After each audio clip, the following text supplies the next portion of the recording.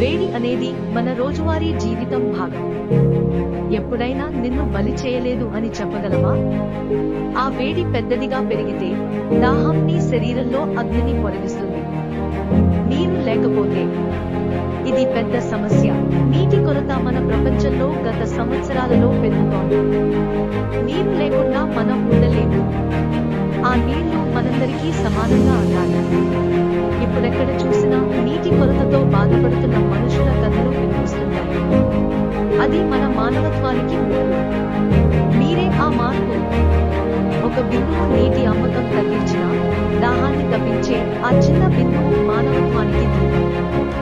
మన చర్యలు కలిసి పెద్ద మార్పులకి దారి చూపిస్తాయి. వేడి పెరిగితే మనం జాగ్రత్త పడాలి. దాహం మట్టుబడి సహాయం చేయాలి. ఇప్పుడే నీ చుట్టూ నీటి విలువ తెలుసుకో. దాహం తీర్చు, మానవత్వాన్ని పరిరక్షించు. నీరు ఒక చివరి బిందువు కాదు, జీవన రేఖ.